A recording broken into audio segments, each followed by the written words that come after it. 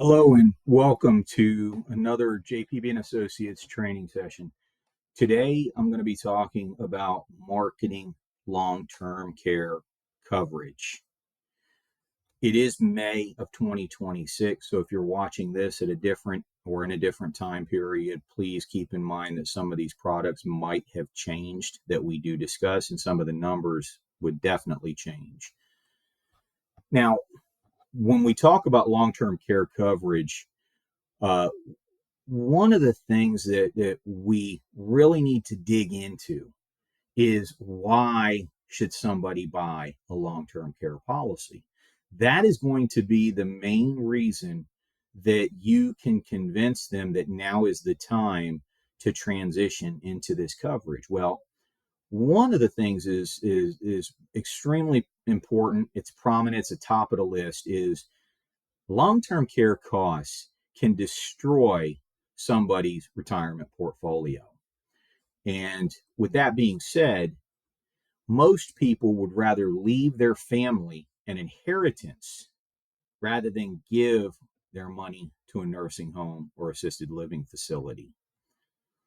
Now, one of the problems that we have when we get to the point where we have to pay for long-term care, whether it's in home, in a facility, wherever it may be, is timing.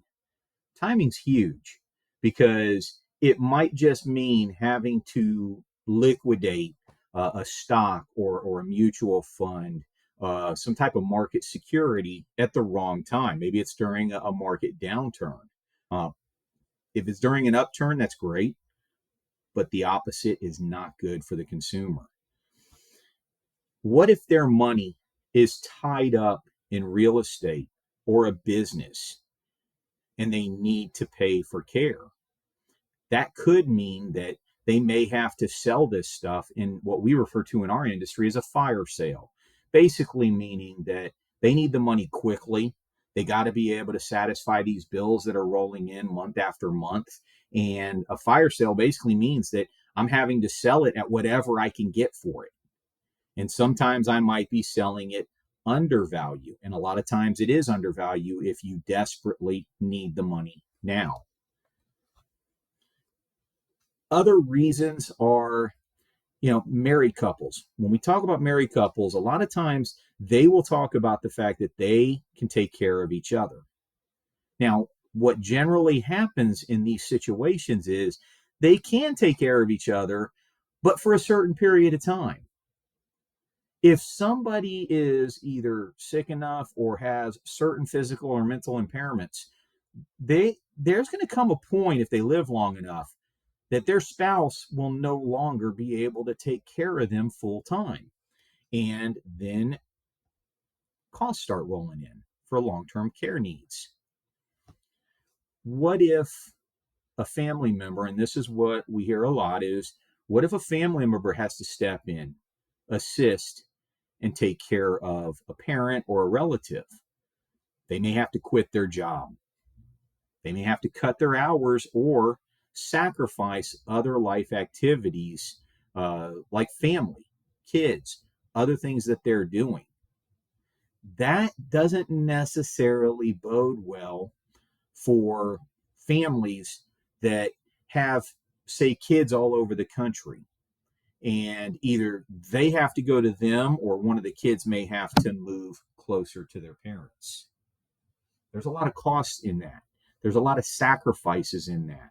And long-term care coverage can actually help keep families together because the family members are not having to make substantial sacrifices. Not that they're not willing to do it, because I think most families are willing. Some just aren't able. And even if they are able, they're going to be sacrificing a lot within their own lifestyle.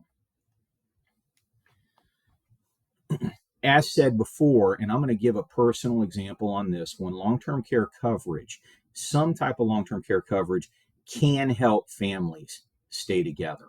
Now, what do I mean by that? My mother-in-law is being cared for right now by my wife's oldest sister. There are 5 living siblings, and she is basically taking care of her 24 hours a day. The problem with that is it is wearing on her. It's wearing on her lifestyle, her finances to be able to take care of her. But what if her mother came down here, and we live in Florida, they're in West Virginia. What if they came down here and we started taking care of my mother-in-law? Would she go to our home? Would she go to one of the other siblings' homes? Would she be moved back and forth? No matter what the case is, that can cause a lot of tension between family members. Jealousy, financial stress, things that go into making sure that you are able to take care of a loved one in the best possible way. Well,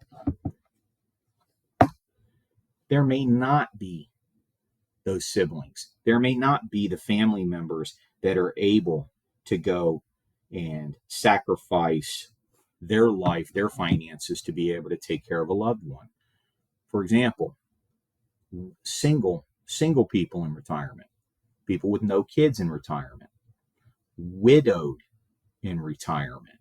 These are all people we should be looking for, people we should be looking out for to see if we can't help them with their long-term care coverage.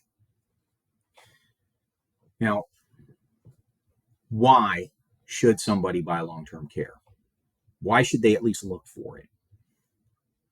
Long-term care can be the final piece of a stable retirement plan. Someone may have enough money to live off of.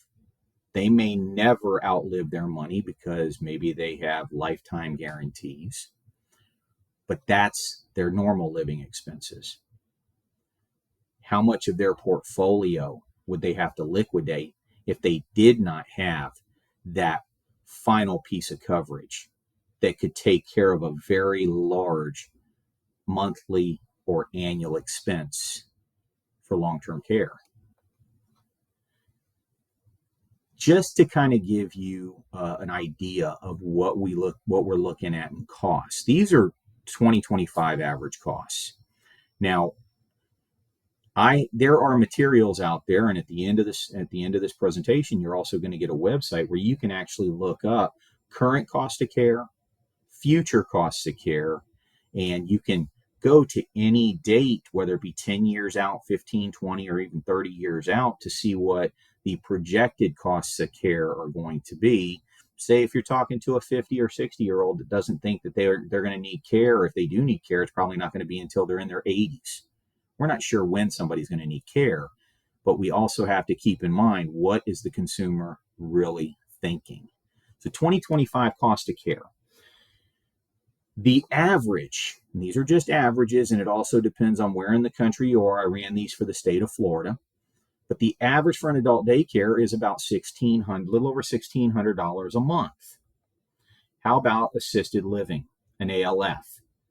The average cost for an ALF in 2025 in the state of Florida is about $5,000 a month, or $60,000 a year. You can see with these costs that the cost of taking care of somebody who needs care can liquidate a portfolio rather quickly. How about a nursing home if it gets to that point? In 2025, almost $10,000 a month, and that's for a semi-private room. That's not for a private room. So that's $120,000 a year. A non-medical caregiver. So if those parents that you have, if one of them is taking care of the other, the spouse is taking care of the other spouse, but it gets to the point where they just can't do everything, and they bring in a non-medical caregiver. The average cost, and it could be a lot less than this, it also could be more depending on how many hours a day they need care. The average cost is a little over $6,000 a month in 2025.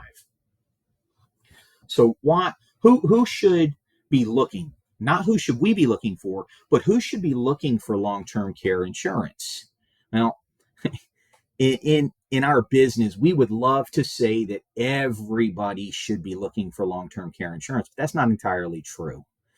This does not mean, though, that everyone should not at least have or look for long-term care coverage. It simply means that there are people and situations more suitable to purchase and be able to, and this is the key word, pay for long-term care coverage. This is not a cheap policy. Long-term care can be costly depending on what is needed, what is desired, and how you're going to pay for it. So, with that being said, who should be looking for long-term care? People with assets to protect. Money, real estate, a business, because they want to protect that money so that they don't have to liquidate either at the wrong time or give up their family's inheritance or basically just run out of money. How about people who can afford it? Now, I'm not against writing somebody who's going to pay for a contract monthly. That's not what we're saying here. What we're saying is that we may be talking to a prospect that we absolutely look at their portfolio and know that there's either no way they can afford to pay for this, or it's gonna really take up a lot of the money they need to either feed themselves or pay for shelter. And we don't want to do that. We don't want people sacrificing their lifestyle just to cover this what if, as important as this what if is, because long-term care is not an inexpensive product. It's not a $15 term life insurance contract. So these even paid monthly are not inexpensive. Now, I'm not saying don't go out there and sell them. I'm not saying go out there and look for a specific type of person and ignore everybody else. What I am saying is just be cognizant of your client's portfolio, your client's lifestyle, your client's situation at the time that you're talking to them. You should be able to determine whether a long-term care contract is something that is viable. Not that it's not needed, but that it's viable to them. Now, what should you as an agent be looking for when you're prospecting for long-term care? Now, first of all, one of the more prominent things that we do in our business is, and one of the things we say is timing is everything. Somebody who is not interested in a product today might be interested in that same product 6 months from now because of something that happened within their life or within their family, and now it's at top of mind. With that being said, to me, the number one person that we should look for is somebody who is currently taking care of a loved one or has a loved one that is getting some type of care currently. Those are the people that this is on top of mind. This is something that they will talk to you about because either they're caring for a loved one or they see the costs that are associated with taking care of a loved one. They're one of the easiest conversations to start because those people will engage you in conversation. How about your current clients? If you're sitting on hundreds or thousands of clients, I don't care what products you specialize in, whether it's Medicare, worksite, life insurance, doesn't matter. Those clients might have a need for long-term care. How about your friends? Having someone that you know that if something happened to them, because maybe they are living alone, maybe they have experienced the cost of long-term care in the past. Yeah, you want to be the one that's able to educate them on the different types of long-term care solutions that are out there. Whether they do business with you or not, that's up to them. But we should still be out there educating people on the different types of long-term care and why people buy long-term care. And how about family? Family that may be widowed, live alone, or maybe there's no one else there to help take care of them in the event that they have a long-term care need. Again, we should be educating these people and then letting them make the decision as to whether they want to move forward with one of the solutions that you propose. How about individuals? And this is what we're going to talk about throughout this webinar, is individuals with large pre-tax retirement accounts, 401ks, 403bs, IRAs, money that's never been taxed. Now, we know, or at least if you've studied long-term care, you know that you cannot put pre-tax money into a long-term care contract simply because the long-term care contract pays out benefits on a tax-free basis. But there are ways in which we can transition those large portions of those large pre-tax accounts. And I'm going to show you a couple of them as we move through. How about unused CDs or idle cash reserves? These are going to go with the next slide, which is an emergency fund that's set aside for medical emergencies. You know, when somebody has money sitting in the bank in a CD, or they have an account over here in a savings account or money market account, or it could even be invested in the market. If they're telling you that that's their emergency fund, ask them what it's for. What kind of an emergency? If they tell you, well, any kind of an emergency, what if I have a medical emergency? What if we need a roof on the house? What if something happens to one of us and we need somebody to step in and take care of us? Bingo. That's exactly what you're looking for. Those emergency funds that are sitting on the side, what if we were able to take a portion of that, just transition it to help cover long-term care needs? Well, how about high net worth individuals interested in tax efficient long-term care strategies? We're going to touch on this as well. We sometimes think, okay, this person has enough money to be able to take care of their long-term care need if they need it. But they accumulated that money by being savvy, investment savvy, and tax savvy. They'll talk to you about saving on taxes. And I'm going to show you a way that we can transition money and help them use taxable money for a tax-free payout.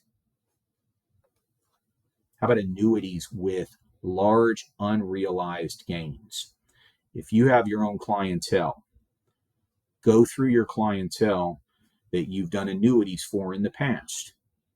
Look to see how much of it is unrealized gains. Now remember, if it's a non-qualified annuity, which is what we're really looking for in this scenario, we're looking for money, after tax money, that was put into an annuity that the person just let grow. Now they may have transitioned it from one company to the next, to the next, to the next, but what do we do when we transition it? If they're not taking money out, we 1035 the money. So a client could have started 20 years ago with an annuity with company A for $100,000, and now that $100,000 with company D is worth $250,000. Now I'm making these numbers up, but you can see where I'm going with this. That's $150,000 of unrealized gains. If they were to take that money out, they're going to be taxed on it. And because an annuity is a LIFO contract, last in, first out, they're going to pay taxes on all of the growth first. What if there was a solution where we could use that money for long-term care on a tax-free payout basis and not have to pay those taxes if that person uses it for care? And how about life insurance policies with large cash values? If someone is looking for a contract and maybe has the life insurance that they no longer really need the death benefit for, they could be a candidate to roll that money over into, or use that money for, an annuity that will pay or subsidize long-term care costs. And we'll talk about that as well here when we get to the solution segment. Now, one of the things that I get asked all the time is how do I start the conversation? What do I say to the person? I don't just want to come up and just throw up on them about long-term care. No, you don't. You want to be conversational. You want to be educational. It isn't necessarily about the sale initially, because we don't even know if they need or can pay for long-term care at this point. What we do know is we can have a conversation with anybody. And what we also know is if we know our products, we know our money, we can help educate people on the do's and don'ts of long-term care coverage. Here's one of my favorite questions. Which asset would you liquidate first to pay for your long-term care? Pretty powerful. Bank account, your stock, sell your house, sell your business. Which one are you going to liquidate first? Are you going to be able to do it at the right time? Here's another good one. Would you use 10% of your portfolio to help protect the other 90%? Now, people with larger amounts of liquid assets that are even remotely concerned about any type of future care would look you straight in the eye and should say yes. I would use 10% of my portfolio if I knew that it would protect the other 90% from being liquidated. How about, did you know that retirement assets can potentially be converted into tax-free long-term care payouts? Or why pay taxes on money used for long-term care if there may be tax-advantaged alternatives? Now, a lot of times we're talking to people about long-term care, it's because they do have assets that they need to protect. And these people are well aware of their tax bracket, how much taxes they pay each year. And anytime we can use the word tax or not paying Uncle Sam anything, it usually gets people to perk their ears up and say, what is that? At least give me a little bit more information. And that's really what you're looking for with any of these questions. What you want is some type of a response that is not, get out of here, I'm not interested. But although that's not a bad response, because at least they're telling you, go away, don't waste your time right now. Doesn't mean that they won't be interested 6 months or a year from now, but at least right now you can move on to the next person that you can help educate. How about if care becomes necessary, how will those expenses be covered? Pretty basic, kind of like the first question we asked. Or who would provide care if you were unable to care for yourself? This question I love when I'm talking to widows, to single people in retirement. You want to, and it can be asked of anybody, because even if they're married, they're going to look at you and they're probably going to come back and say, well, we'll probably take care of each other. Next question is, when it gets to the point where you cannot take care of each other, who's going to take care of you? How are you going to pay for it? Here's a stat for you. Approximately 70% of single individuals over the age of 65 that reach the age of 65 will require some type of care. Now, that being said, of those 70%, roughly 20% of that 70% will need assistance for 5 years or more. Now, the reason that this is important is most of your long-term care contracts out there max out at a 6-year payout. There are ways in which you can stretch that benefit by using less monthly benefit, and it stretches it out a little bit longer, but they are built, a lot of them are built on a chassis of a maximum of 6 years. But there are contracts out there that do have lifetime payouts. Now, even though they say statistically that the average need for long-term care is approximately 2 to 4 years, most of those are physical impairments. Where the numbers really get skewed is the mental impairments, where somebody is physically in shape, but they have dementia, or Alzheimer's, where it is a mental illness and not a physical impairment. We have seen people needing care for 10, 15, even up to 20 years, because it's not a physical impairment, it's a mental impairment. That will devastate a portfolio if somebody needs care for 10 plus years. Now, one of the things I like to say, and I think this is kind of comical, but it can kind of get people to laugh, is listen, the one thing I don't want you to do is buy long-term care coverage. Now, if you can get them to laugh, you know they're listening to you. They're paying attention to you.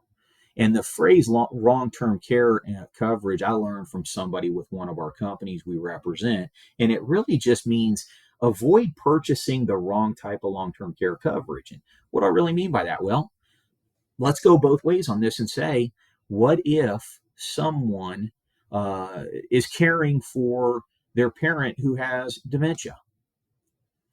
And they're concerned about, what if I get dementia? Well, we know statistically that dementia could be a much longer need for care. It could be a 5, a 10, a 15-year period that somebody with dementia needs care.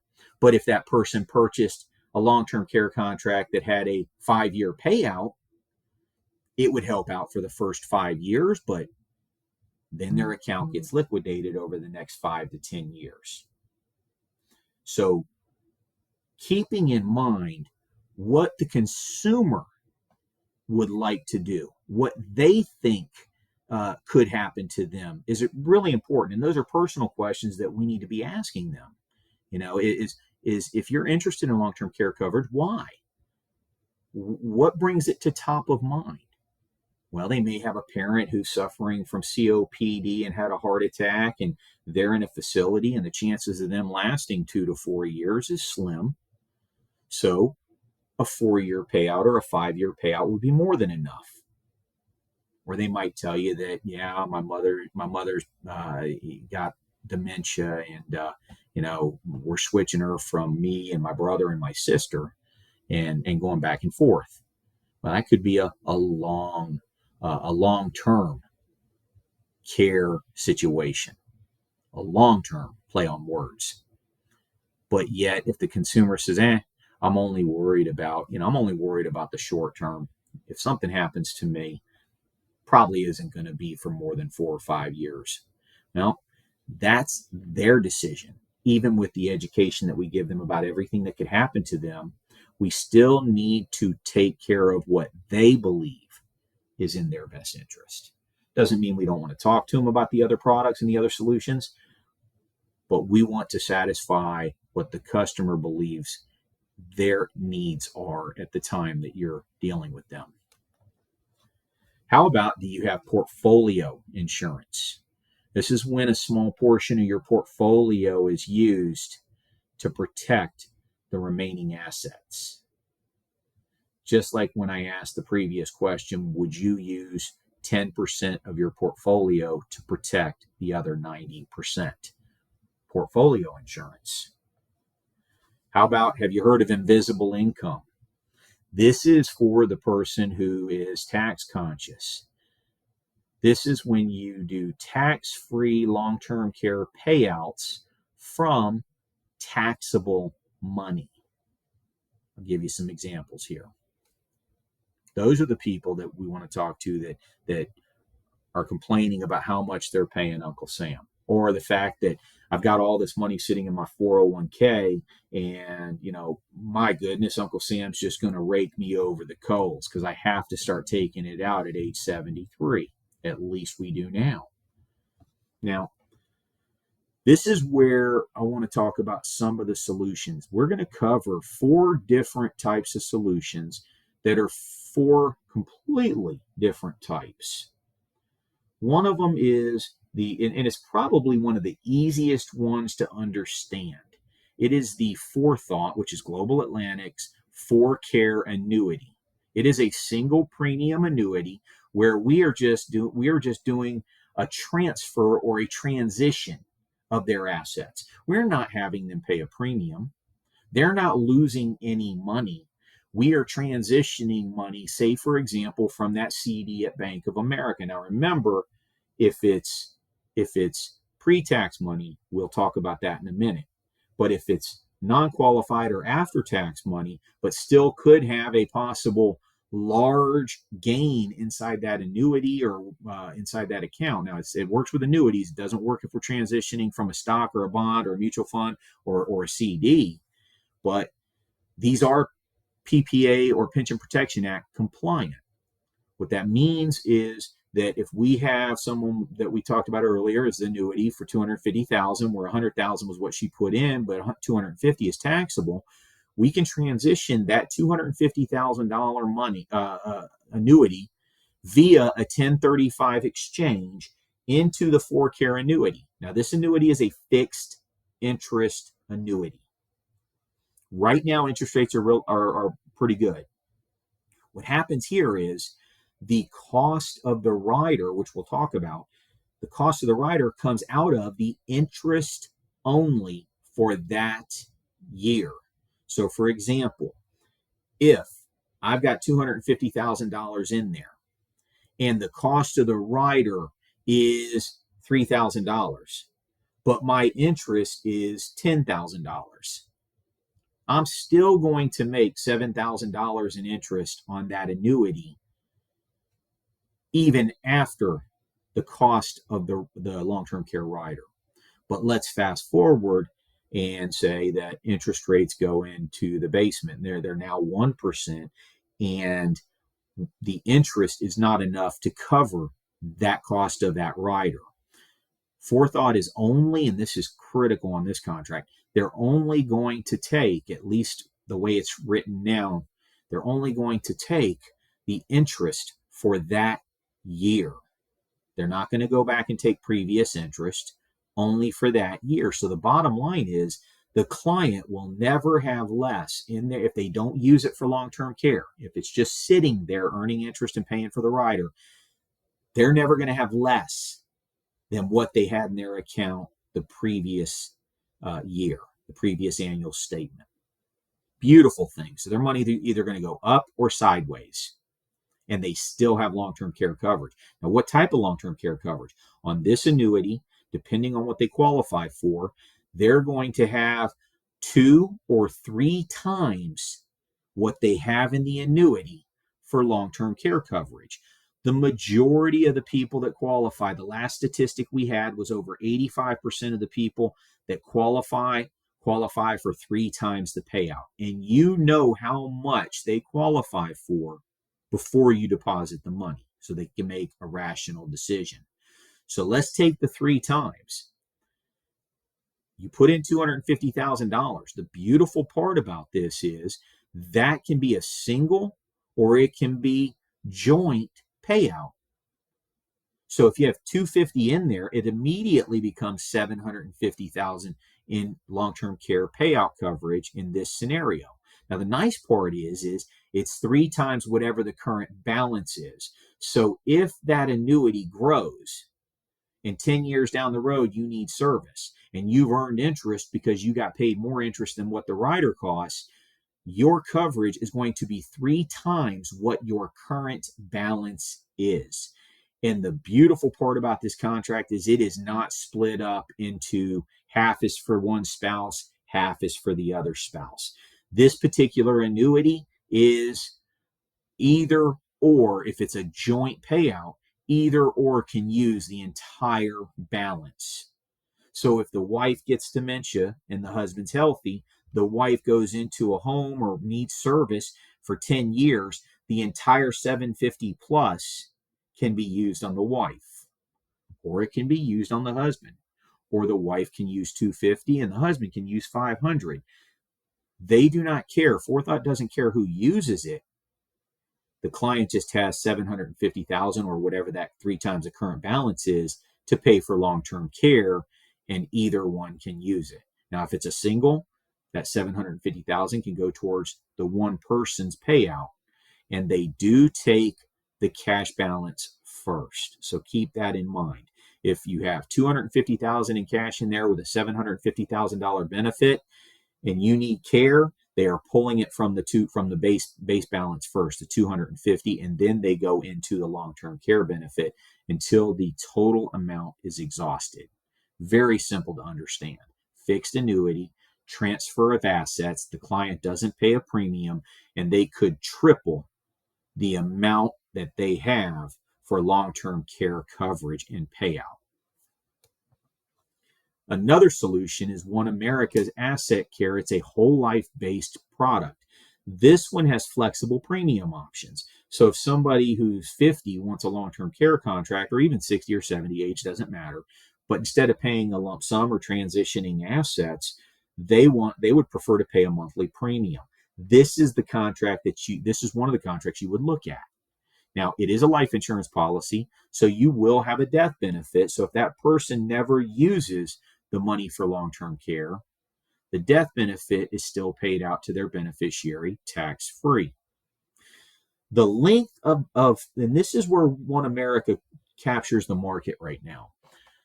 Their payout periods are from 2 years all the way up to a lifetime benefit payout. So you could have a 2-year payout, a 3-year, a 4-year, a 6-year, or you could have a lifetime payout. So if that person's in care for 20 years, whatever that monthly benefit is, will be paid out for care services for that entire 20 years. This is also an excellent single premium option for after-tax money. Remember, we cannot put pre-tax money into a long-term care contract because the benefit is paid out tax-free. But when we say for after-tax money, we still can take that after-tax CD, that after-tax or non-qualified is the term, mutual fund that is with the brokerage firm. And we can take all or a portion of it and put it in as a single premium if the person does not want to pay monthly premiums. We refer to that as let's transition assets so that you don't have to pay a premium. This way you're not seeing anything come out of your bank account every single month, and all we're doing is that emergency fund that you had sitting on the side. We're just taking all or part of it and we're putting it in as a single premium into this contract. And if you were to die, the beneficiary is going to get the death benefit. If you live and you need care, you're going to have from 2 years to a lifetime benefit, whatever it is you chose when we did the contract, that will be paid out for your care services. Here's where it gets real interesting. We have people with a lot of retirement money. $1 million in a 401k, $2 million in a 403b. All of this is pre-tax money. We cannot use that money and put it right into a long-term care contract. But what we can do for the client is we can stretch out those tax payments over a 10-year period for the client, and the client doesn't have to do anything other than pay the taxes each year when they get the 1099. Here's how that works. In this particular solution, and we're talking about the light blue section to the right with the 25% on it, the consumer can take a portion of their retirement money. We will roll it into OneAmerica, into an IRA, so that they are not taxed on it. And then immediately, OneAmerica is going to give that money a 25% cash bonus into the account. Then OneAmerica will automatically every year transition 10% of that money into the OneAmerica Asset Care solution, and then 1099 the client for the 10% of the money that is taxable. Now, the client is still going to pay taxes on that money, but two things happen in this scenario. One, the client's just moving money one time and they're done. And two, the company is handling the transition of a 10-pay contract into the Asset Care whole life, so the customer doesn't have to stroke you a check every single year. The company's handling it for them. Now, that 25% they're paying, you can call it what you want. I call it tax relief, because that 25% bonus is helping pay some of the taxes they would have paid on the money. Now, they're not actually taking that 25% out to pay taxes. It's getting added into the policy, into the contract, which gives them more buying power for a larger benefit for long-term care. Now, that's a mouthful, so let's take a look at one example. This is similar to a contract that we've done. We've got John and Jane Doe, that's not their names, of course, but John and Jane Doe, age 65. They move $300,000. Now, they have over $1 million sitting in John's 401k. He's not going to spend that $1 million, and eventually somebody is going to be taxed on it at some point. We just don't know what tax bracket they're going to get taxed on it, because if they die, their family gets it as a lump sum and they can stretch it out over the 10-year period, or they give it to each other and they don't pay taxes because they can assume it as a retirement account. But let's say we take a portion of that 401k. In this scenario, $300,000. Now the amount's irrelevant, but this is an example for the $300,000. We move the $300,000 into an IRA with OneAmerica. OneAmerica will then credit $75,000 to the account, as you can see, every year for the next 10 years. The company is going to move $37,500 into this asset care whole life contract. Now, let's look at line number one. Line number one, immediately their total death benefit, if both of them pass away and don't use the long-term care, their immediate death benefit is $443,000 tax-free. They just turned $300,000 into a $443,000 death benefit that is tax-free to their heirs, when the $300,000 would have been taxable. Well, they could stretch it out, but they'd still be paying taxes on it. Now, here's the thing. When you get to year 10, you see that they have deposited $375,000 into an account when they only paid $300,000 into it. But more importantly, look over to the right.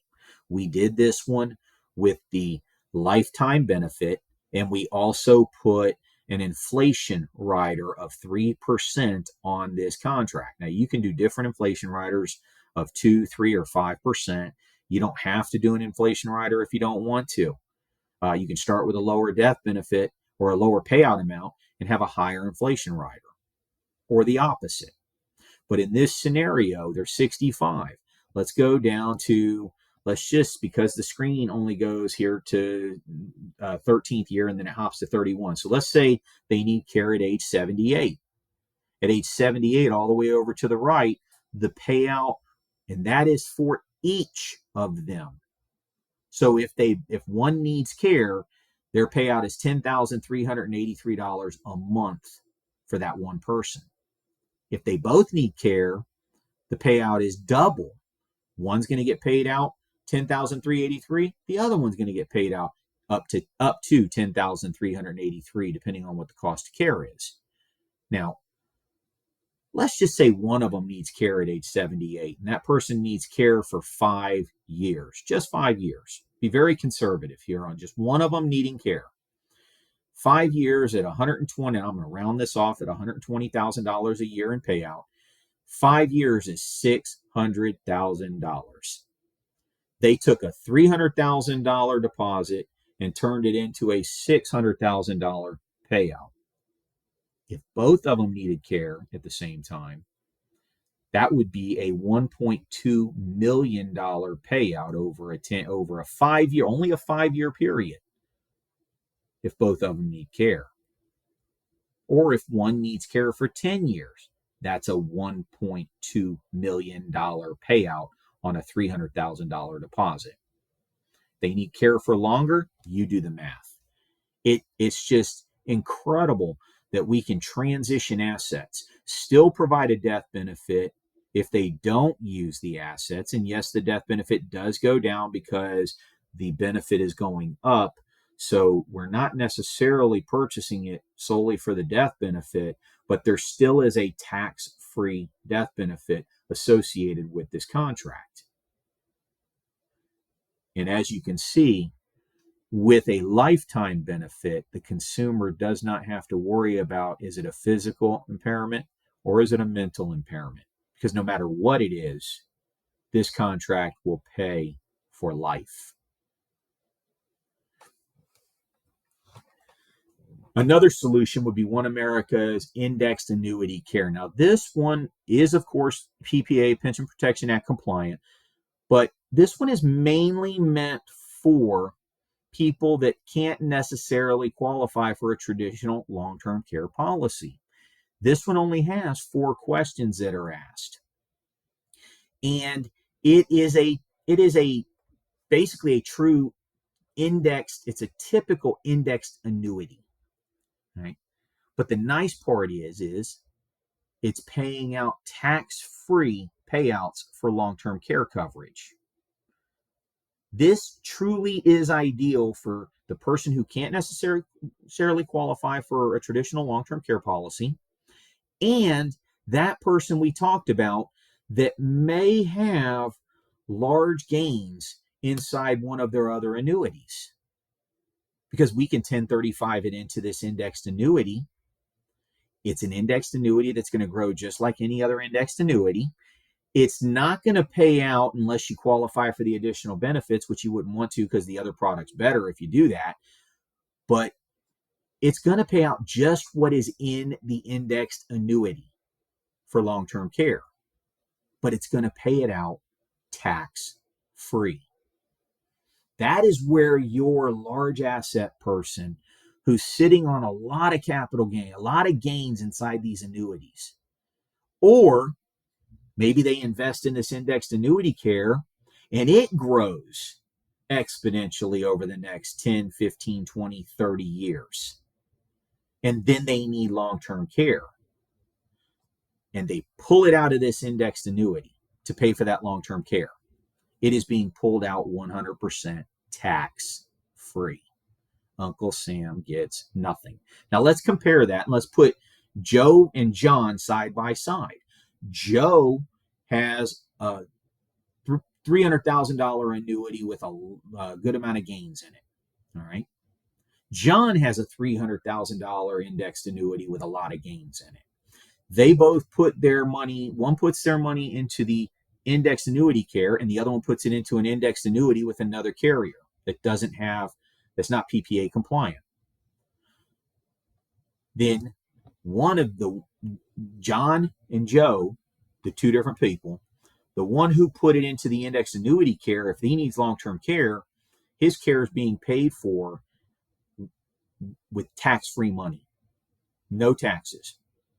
But if the other who put it into a different indexed annuity that is not PPA compliant takes that and pays for their long-term care by liquidating their indexed annuity, well, guess what? As we said earlier, an annuity is a LIFO contract. That person is going to pay taxes on all of the gains first that they're using for long-term care.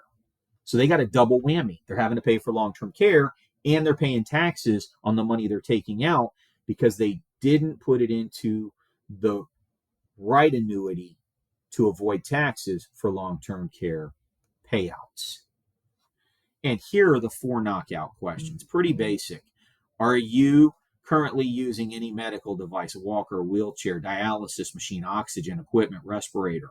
Do you need or receive help in doing any of the following? These are the 6 activities of daily living for long-term care. Do you currently have, or have you ever been diagnosed with Alzheimer's, dementia, MS, ALS? And have you ever been diagnosed or been treated for AIDS or HIV or ARC? Pretty basic. If they can answer no to those 4, they can transition that annuity into a PPA qualified annuity, indexed annuity with OneAmerica. Still have it grow just like any other indexed annuity, but if they have to use it for long-term care, they're not paying taxes on that growth. It's sweet for people sitting on those large amounts of gains. The last one I want to talk about is the AIG or Corebridge's life insurance contract with their accelerated access solution rider. That rider allows somebody to take the death benefit that they have in the policy, and they can either choose 50% of the death benefit or all 100% of the death benefit to be earmarked for long-term care if they need to use it. Meaning, if I mark it as 100% payout and I've got a $500,000 life insurance policy and I have the AAS rider on there and I need long-term care, I can use the entire $500,000 in death benefit for long-term care payout. This one is ideal for someone who either needs life insurance as well for some reason or another, or they have another eligible policy that they can replace. Maybe they have another life policy that they're paying for, and we can 1035 that contract into the Corebridge contract with the long-term care rider. It grows cash value. It has a death benefit that their family will get tax-free if they don't use the long-term care. And then, of course, it has the long-term care benefit. But they do need to qualify for the life insurance. Just like on a long-term care contract, they're qualifying for long-term care. Life insurance qualifications are a little bit different than long-term care qualifications. They do need to be able to qualify for the life insurance because at its core, it is a life insurance policy, but it is an excellent alternative because for that person who already has a life policy or is already paying for one or knows they need one anyway, the accelerated access solution rider is not that costly. It does not add very much cost on top of the life insurance premium. Now, I want to finish with this, and that's best practices. And as agents, what we want to key on is, what is it we need to do as the advisor? Well, number one, when we're dealing with long-term care, we should be focusing on asset protection, not fear-based selling. Fear-based selling can work, but remember what we said when we first started this session. Most of the people we're going to be dealing with have assets that they want to protect. That's one of the main reasons they're engaging you in conversation, is because they do not want a long-term care need to liquidate their entire portfolio. So if we focus on their assets and not the fear, we can keep them on the same side of the table as us instead of a confrontational one where we might use fear to get them to do a contract, because emotion is a powerful tool to make sales. But most people, and we've said this for years, they buy on emotion and then they justify their purchase with logic afterwards. The logic is their asset protection. And if they can go back after you guys talk and say, you know what, this product will protect the rest of our portfolio, you're not going to lose that client. How about review existing assets and policies before recommending solutions? Don't be the agent that when somebody asks you about long-term care, you just start throwing up on them about everything you know about long-term care. Be the agent that says, you know what, I'd love to see if I can educate you and possibly even help you on the different solutions that are out there. But before I make any kind of recommendation, before we even talk about the solutions, let's talk about the why. Let's talk about your existing assets. Let's talk about what the long-term care is going to do for you. Is it going to help you mentally? Is it going to protect assets? Because for me to be able to help you, I truly need to know your financial situation. Because if I don't, it just becomes a sale and it does not become a solution. Position long-term care as part of a complete retirement strategy. That's why we need to be asking all the questions. If we only know part of the picture, how can we paint the other part? We need to know their complete situation. Whether it's emotional or financial, we should know it all, which entails a fact finder, which entails asking all the detailed questions that sometimes are, could be a little bit intrusive or painful to ask, but they have to be asked to give the right suggestions. Educate your clients on tax efficient long-term care planning strategies. This is important because we will be dealing a lot of times with affluent or high net worth individuals, and maybe even not high net worth individuals, but individuals with a good amount of assets. Nobody wants to pay taxes, and using the word tax or tax free in a sentence can help perk up ears and get people more engaged in the conversation that you're trying to have with them. And discuss both financial and emotional impacts of long-term care events. Not fear-based selling, but really it does come down to the financial impact. And like I said earlier, with the family situation that I have, the emotional impacts. Because it's not just about money. It is also about the comfort of knowing that even if something like that does happen, everything's going to be okay. Now, here are the tools. The one tool here, and you can screenshot this, is the Cost of Care website.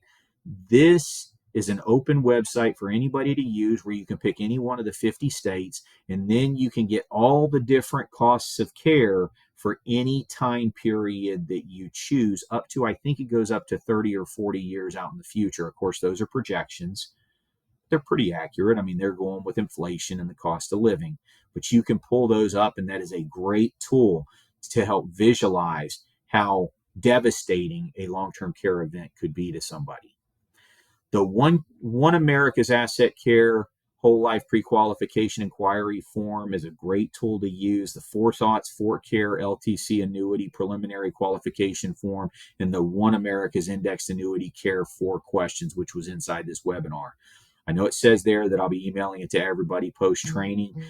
This training class is specifically for our YouTube channel for anybody to go on and learn a little bit more about long-term care, about how to market long-term care, about what to say, and some of the different type of products that are out there that can help satisfy long-term care needs. I want to thank you for your time. Godspeed, good selling, and take care of your clients' portfolios.